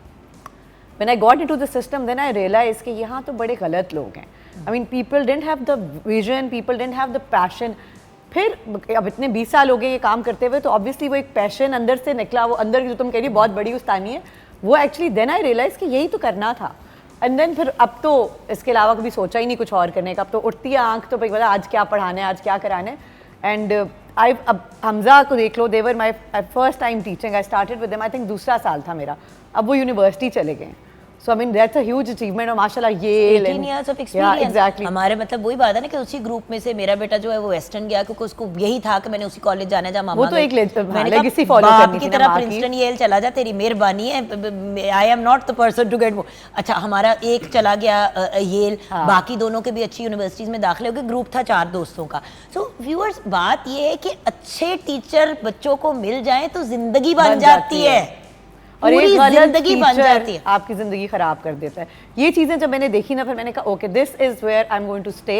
और इसको मैंने अब प्रोफेशन, फिर करियर, फिर सीखा. फिर जिस तरह तुम्हारे पास थी उसी तरह मेरे पास एक हमारी जो प्रिंसिपल थी उस स्कूल की, she gave us the platform, trainings कराई उन्होंने. फिर सीखा, फिर अपनी गलतियाँ सही की. फिर मुझे अच्छा, मैं अपनी बेटी को पढ़ा रही थी तो मैं गलत पढ़ा रही थी, ऐसे पढ़ाते हैं. फिर ऑब्वियसली फिर अपने आप को और डिफरेंट प्लेटफॉर्म्स पे. सो द पॉइंट इज, वो खवातीन या वो मर्द हजरात जो इस फील्ड की तरफ आना चाहते हैं क्योंकि उनको कुछ और समझ नहीं आ रही, ज़रूर आओ. लेकिन आके पहले सीधी बात करो कि जी ये फैक्ट्स हैं, मैं करना चाह रहा हूँ या करना चाह रही हूँ. और फिर जो आप जिन सीनियर्स के पास जा रहे हैं जॉब के लिए, उनसे फिर कहें कि वो आपको गाइड करें. और ये सोच कर आएं. ट्रेनिंग्स अब बहुत कॉमन चीज़ हो गई है स्कूल्स में. लेकिन आप उस तरफ जरा माइल होंगे तो फिर आपको लेके आएगा ना बंदा. तो किचन में जल्दी से नज़र डाल लेते हैं. अनम, क्या सिचुएशन?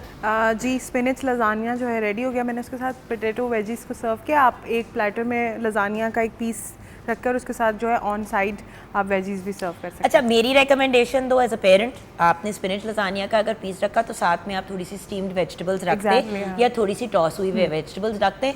पोटैटो वेजेस अपनी जगह बड़ी अच्छी चीज़ है, बट फिर वो जो होता है ना कार्बोहाइड्रेट का कंटेंट ज़्यादा हो जाता है. लोग बहुत पसंद करते हैं कि पोटैटो वेजेस, गार्लिक ब्रेड हो, और that is kind of the Italian way as well. लेकिन अगर लाइफस्टाइल मॉडिफिकेशन आजकल के ज़माने के पॉइंट ऑफ व्यू से बात करें तो वो भी ऑप्शन है. Otherwise this is a yummy option. Lunch में ये खा लिया, रात को आपने ज़रा लाइटर ऑप्शन ले लिया. Exactly, right. Thank you so much मेरा बच्चा. एंड में आप तीनों का पैगाम उन लोगों के लिए जो इस फील्ड की तरफ आना चाहते हैं या जिनके घर वाले उनको बड़ा पुश कर रहे हैं. बड़ी दफ़ा माँ बाप कहते हैं भाई तू टीचर बन जा ना. तो द पॉइंट इज, क्या गाइडेंस देना चाहोगे इन लोगों को? बिल्कुल, अगर इसको आप एज अ करियर बनाना ही चाहते हो तो उसमें ये है कि सबसे पहले इसको स्टडी करो.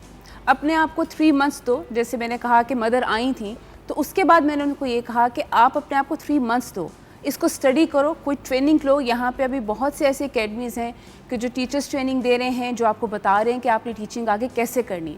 सो अगर आपका इरादा बन गया है तो इसको पहले अच्छी तरह से, और सबसे बड़ी बात कि हमारा गूगल है, हमारे पास बहुत से ऐसे ज़रिए जहाँ से हम इसको बाकायदा डेप्थ में स्टडी कर सकते हैं.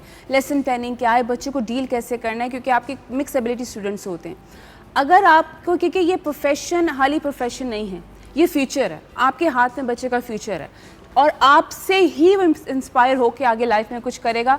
वरना फिर वही बात आ जाती है कि वो डिग्रेड हो जाएगा, डीमोटिवेट हो जाएगा, उससे लगेगा कि शायद मैं लाइफ में कुछ कर ही नहीं सकता हूँ. सो ये आपका काम है एज अ टीचर कि आप क्या इम्पैक्ट डाल सकते हो बच्चे की पर्सनैलिटी पे, उसके माइंडसेट पे, और उसकी किस तरह से आप आगे लाइफ सेट कर सकते हो. सो इसको एज अ जब प्रोफेशन अपनाओ तो इसको अडॉप्ट करना पड़ता है, इसको आपको अपनी रूह देनी पड़ती है, इसको बहुत आगे लेके जाना होता है. टाइम पास के लिए अगर आप आना चाहते हो तो kindly this profession is not for you, please don't come here. So this is my जी. अच्छा, मैं ये कहूँगा कि एक तो उस्ताद बनना है ना, टीचर बनना है. दूसरी बात यह कि हमारा पूरा जो करिकुलम है, पूरा एक सिस्टम है, वो मतलब ओवरबर्डनड है. भाग दौड़ लगी हुई है, अपने सब्जेक्ट्स क्लियर करने हैं, नंबर दिलवाने हैं. मेरा ये ख्याल है कि पहले कोई 3-4 क्लासेस में ना आपको ज़रूरत ही नहीं है फालतू के सब्जेक्ट्स. आप मैथमेटिक्स सिखाएं, लैंग्वेज सिखाएं, आप मज़हबी लैंग्वेज में सिखा सकते हैं, आप लॉजिकल थिंकिंग मैथमेटिक्स से सीख सकते हैं, आप साइंस पढ़ सकते हैं. लेकिन ये बाकी जितना एक्स्ट्रा है ना, यकीन करें बच्चे को नहीं समझ आता, नहीं आता। ठीक है, हम उसको ओवरबर्डन कर रहे हैं, तो इसको एजुकेशन सिस्टम को चेंज करने की ज़रूरत है, उस पर सोचना चाहिए। दूसरी बात ये है कि कोई कैरेट होगी तो लोग आएंगे, तो उसमें कोई ऐसा इंसेंटिव्स नहीं है एजुकेशन के अंदर, तो लोग कम आ रहे हैं, उसमें इंसेंटिव्स डालने की ज़रूरत है। तीसरी एज एन इंडिविजुअल इंपॉर्टेंट बात यह है कि अगर आपने वाकई आपको टीचिंग में आना है, तो जो सिलेक्ट करने वाले हैं और आप खुद इस चीज़ को तय कर लें कि आपके अंदर वो क्वालिटीज़ हैं कि नहीं। आप वाकई एक उस्ताद मेरे तो ख्याल में मुअल्लम का बहुत बड़ा दर्जा है, हमारे नबी सल्लल्लाहु अलैहि वसल्लम मुअल्लम थे, उस्ताद थे। और बात ये है कि आपके रूहानी माँ बाप जो हैं वो आपके टीचर्स ही होते हैं। बिल्कुल। और आज देखें व्यूअर्स के हमारा किस किस्म का रवैया और एटीट्यूड हो गया टुवर्ड्स दोज पीपल जिनको रूहानी माँ बाप कहा जाता है। पेरेंट्स जाते हैं स्कूल में, पेरेंट टीचर मीटिंग्स में बदतमीज़ियाँ करते हैं, गलत ज़बान का इस्तेमाल करते हैं, उन्हीं बच्चों के सामने उन टीचर्स को इंसल्ट करते हैं जिन्होंने उनके बच्चों को पढ़ाना होता है। भाई अगर माँ बाप नहीं इज्जत करेंगे टीचर की तो बच्चे ने स्वात है मिट्टी करना है। एक टिपिकल स्टेटमेंट जो आजकल दी जाती है, हम इतने पैसे देते हैं, यस, हम इतने भाई पैसे तुमने देते आपने हैं, पैसे हमारी दे दिए तो टीचर आपने की- अगले की तुम्हारी- रूह को ही खरीद हाँ, लिया। तुम्हारी टीचर ने तुम्हें ये कह दिया, हमारे माँ बाप कहते थे टीचर ने डांटा तुम्हारी गलती होगी। अब कॉन्सेप्ट चेंज हो गया है। खैर anyways, coming into this as a career, जिसने भी आना है वो दो बातें सोच कर आए। सबसे पहले यूर मेकिंग और ब्रेकिंग अ लाइफ। किसी भी लेवल पे आप जा रहे हो, चाहे वो अर्ली ईयर्स हो, चाहे वो मिडिल ईयर्स हो या सीनियर लेवल्स हो, आपका इम्पैक्ट एक बच्चे की ज़िंदगी पे इतना ज़्यादा है। देखो, दिन में 6 घंटे एक बच्चा मेरे साथ अगर गुजार रहा है और वो आपका वो सबसे इम्पॉर्टेंट टाइम है, वो मुझे आइडियलाइज भी करेगा, वो मेरी बात को मानेगा भी, और वो घर में भी जाके कहेगा कि नहीं मुझे ये सिखाया गया, मैंने उनको फॉलो करना है। सो हमें एक बहुत पॉजिटिव रोल प्ले करना है एक बच्चे की ज़िंदगी में। सो अगर इस करियर में आना है तो ये सोच के आओ कि एंड सेकेंडली अल्लाह को जवाब देना है, किसी के बच्चे आपके पास अमानत है। वही तो बात है ना, सबके बच्चे सांझे होते हैं। Exactly. एंड गुल, मैं हमेशा एक ही बात कहती हूँ कि देखिए हर स्टेज पे आप देखें, इनिशियल ईयर्स में फाउंडेशन आप सेट कर रहे होते हैं, फिर टीन्स का, ट्वीन्स और टीन्स का स्टेज आ जाता है। उस स्टेज में बच्चों के हार्मोन्स ऐसे हाइपर हुए Exactly. You होते have हैं, to be more लड़कों के careful. लड़कियों के, हाँ. उनको गाइडेंस चाहिए होती है एक मुख्तलिफ किस्म की। फिर कॉलेज यूनिवर्सिटी के लेवल पे जब बच्चे पहुंचते हैं तो उस स्टेज पे वो इतने डरे हुए होते हैं कि यार इसके बाद आगे क्या होगा, क्योंकि हर बंदे ने कहा होता है ना कॉलेज के बाद असल जिंदगी शुरू हो जाएगी, Exactly. रियल लाइफ शुरू हो जाएगी। तो भाई हर स्टेज पे बच्चों को, जिस तरह माँ बाप किस काम के लिए होते हैं, बच्चों को सारी हर स्टेज पे गाइडेंस देने के लिए, लेकिन जब घर से ज़्यादा वक्त आपका स्कूल या कॉलेज में गुजर रहा है तो वहाँ पे एक बहुत बड़ी जिम्मेदारी असातिज़ा पे पड़ती है। इधर मैं ये ज़रूर कहूँगी कि जो सबसे बड़ा इशू मुझे नज़र आ रहा है वो ये नज़र आ रहा है कि पेरेंट्स जो पहले ब्रिज बनते थे बच्चों और टीचर्स के बीच में, हम लोगों ने बहुत प्रेशर डालना शुरू कर दिया टीचर्स पे, जिसकी वजह से बहुत से टीचर्स ने हाथ भी उठा दिए। पहले हमें डांटे बहुत पिटती थी, अब टीचर मुंह ही नहीं लगाता स्टूडेंट को। वो कहता है जिनने पढ़ना है पढ़ ले, जिनने नहीं पढ़ना ना पढ़े, कम से कम हमें इनके माँ बाप की आके बदतमीजियां और जलालते नहीं बर्दाश्त स्पेशली उस करनी। केस में जहाँ पेरेंट्स बदतमीजी करते हैं। So the fact is viewers, it's about finding balance and it's about finding a happy medium. तालीम की फील्ड में ज़रूर आए, बड़ी खूबसूरत फील्ड है, और हमारे जैसे लोग जो एक्चुअली बहुत इज्जत करते हैं असातिज़ा की, हम तो दुआएं देते हैं आप लोगों को दिलों से, लेकिन मुश्किल फील्ड है। और बग़ैर जाने बग़ैर से, ये वही वाली बात है कि आप किसी की सर्जरी करने लगे और आप सर्जन नहीं हैं, अनएथिकल चीज़ है। Unethical इस है। फील्ड की तरफ आना है, पढ़ लिख के आए, देखें, और अगर आपके मिजाज की नहीं है तो किसी और एरिया में आ जाए, एडमिनिस्ट्रेशन में आ जाए स्कूल की ही। ज़रूरी नहीं है कि बच्चों को पढ़ाएं अगर तालीम का आपने वो करना है, but you have to find your way and your place. Thank you guys, बहुत बहुत शुक्रिया। Thank you so much. और हम आपका भी शुक्रिया। यहाँ पे व्यूअर्स हम अपने शो को कंक्लूड करेंगे, और आई होप कि स्पिनिच लजानिया से लेके lactose intolerance, gluten allergies and then of course education as a field, ये शो आपके लिए इंटरेस्टिंग रहा होगा, और आपकी फीडबैक का हम इंतज़ार करेंगे। अपना ख्याल रखिएगा। ज़िंदगी रही तो कल फिर मुलाकात होगी। खुदा हाफिज़।